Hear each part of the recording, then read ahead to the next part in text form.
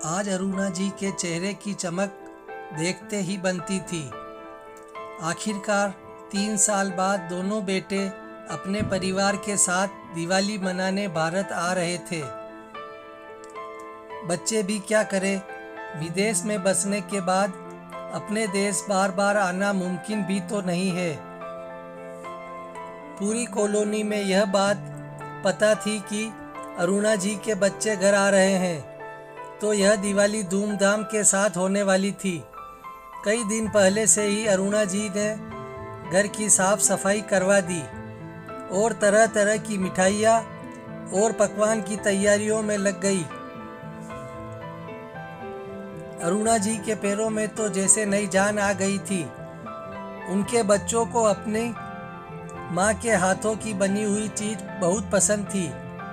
75 वर्ष की होने के उपरांत भी अरुणा जी अभी भी 10 लोगों का खाना बनाने की हिम्मत रखती थी। 7 वर्ष पूर्व उनके पति की मृत्यु हो गई थी। तब से वह पूरे घर को संभाल रही है। ऊपर का हिस्सा उन्होंने किराए पर दिया हुआ है। उनके छोटे छोटे दोनों बच्चों की वजह से उनका घर भी गुलजार रहता है। वह कभी भी बच्चों को शैतानियाँ करने से नहीं टोकती, बल्कि उन्हें तो अच्छा लगता है जब बच्चे पूरे घर में धमा चौकड़ी मचाते फिरते हैं। इससे उन्हें कभी भी अकेलेपन का एहसास भी नहीं होता। किराएदार बहुत अच्छे इंसान है। वह भी अरुणा जी की देखभाल करते हैं, ज़रूरत पड़ने पर हर मदद करते हैं। दिवाली से 2 दिन पूर्व दोनों बेटे सब परिवार आ गए। इतने सारे लोगों से परिवार फिर से रोशन हो गया। हंसी खुशी में त्योहार कैसे निकल गया पता ही नहीं चला। दिवाली के 2 दिन बाद दोनों बेटों ने माँ से कहा, माँ, हम सोच रहे हैं कि अब इस मकान को बेच दिया जाए। इतने बड़े मकान की देखभाल करना भी संभव नहीं है और हम दोनों भाई भी विदेश में रहते हैं, तो हमारा भी बार बार आना मुमकिन नहीं है। आप भी हमारे साथ इस घर को छोड़कर चलने को तैयार नहीं होती। तो हम दोनों ने सोचा क्यों न इस घर को बेच दिया जाए और आपके लिए एक छोटा सा मकान अच्छी जगह पर ले लिया जाए, ताकि आपका मन लगा रहे और हमें भी वहाँ आपकी चिंता नहीं रहेगी। इस उम्र में आपको पीछे कुछ हो गया तो इसलिए आप मकान के कागज हमें दे दो और हम अच्छा सा मकान देखकर आपको बताते हैं। नहीं बेटा, यह तुम कैसी बातें कर रहे हो? यह मकान तुम्हारे पापा जी का है। उसके बाद मैंने अपनी नई जिंदगी की शुरुआत खट्टी मीठी यादों से इसी मकान से शुरू की थी। यह एक मकान नहीं है, मेरे लिए यह एक मंदिर है जहाँ मेरे भगवान रहते थे। इसी घर में तुम दोनों बच्चों का जन्म हुआ। नहीं बेटा, मैं तो इस मकान को किसी कीमत पर नहीं बेचूंगी। मेरी कितनी सारी यादें इस घर से जुड़ी हुई है। यह घर ही तो मेरे लिए एकमात्र जीने का सहारा है, तुम्हारे पिता की यादों को महसूस करने का। मोहल्ले के लोग मुझे दादी माँ कहकर बुलाते हैं और मेरा कितना सम्मान करते हैं। मुझे मेरी यादों के सहारे इस घर में ही रहने दो। ठीक है माँ, जैसी तुम्हारी इच्छा।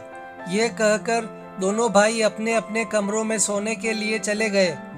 अरुणा जी भी सोने चली गई, किंतु उनकी आंखों में आज नींद नहीं थी। इस घर से जुड़ी हुई सारी यादें उन्हें याद आने लगी। खुशी और दुख दोनों ही पल इस घर में ही उन्होंने बिताए हैं। रात को अचानक 12 बजे अरुणा जी टॉयलेट करने के लिए बाहर आई तो बड़े बेटे मनीष के कमरे से बातचीत की आवाज आ रही थी। बातें अरुणा जी से संबंधित लग रही थी, तो उन्होंने थोड़ा ध्यान से उनको सुनने की कोशिश की। जो उन्होंने सुना वह सुनकर उनके दुख का कोई ठिकाना नहीं रहा। मनीष छोटे भाई लोकेश से कह रहा था, लोकेश, माँ ने तो हमारे सभी अरमानों पर पानी फेर दिया। हम दोनों भाई कितना सोचकर यहाँ आए थे कि माँ को इस मकान को बेचने के लिए मना लेंगे और माँ को किसी छोटे मकान में भेज देंगे और यह करोड़ों की जायदाद में से हमें भी लाखों का फ़ायदा होता और यह पैसा हमारे और हमारे बच्चों के भविष्य के काम आता। पर माँ समझती ही नहीं है कुछ। और क्या, इन पैसों को लेकर जाएगी ऊपर। यह घर भी यहीं रहने वाला है। अब माँ भी कितना जिएगी।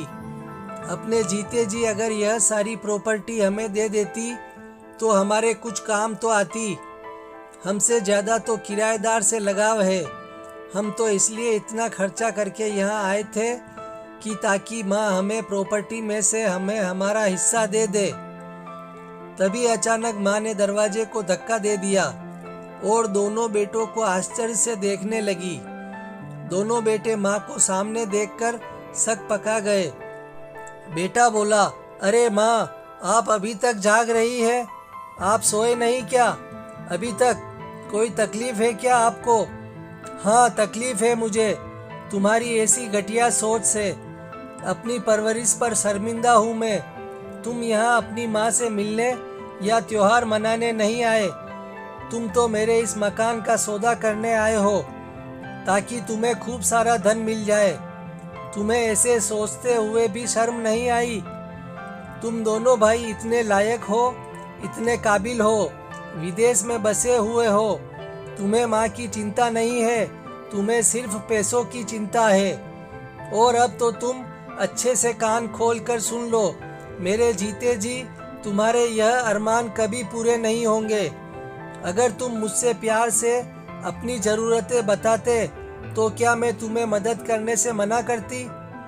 वैसे भी मेरे मरने के बाद तो यह सब कुछ तुम्हारा ही था, तो तुम लोगों को इतना भी सब्र नहीं था। अब जब मैंने सब सुन और देख लिया तो कुछ भी कहने से कोई फ़ायदा नहीं है। तभी मनीष और लोकेश दोनों भागकर माँ के पैरों में गिर गए। नहीं माँ, हम बहुत शर्मिंदा हैं। हमें नहीं पता हमने ऐसे कैसे सोच लिया। हमें माफ़ कर दो। हम अपनी सोच पर बहुत शर्मिंदा हैं। जिस माँ की वजह से हम आज यहाँ तक पहुँचे हैं, हमने उसी माँ को धोखा देने की कोशिश की है। अरुणा जी के मन से दोनों बच्चे उतर चुके थे और उन्होंने अपने बच्चों को जल्दी से जल्दी वहाँ से जाने के लिए बोल दिया। अपने बच्चों की असलियत उनके सामने आ गई थी।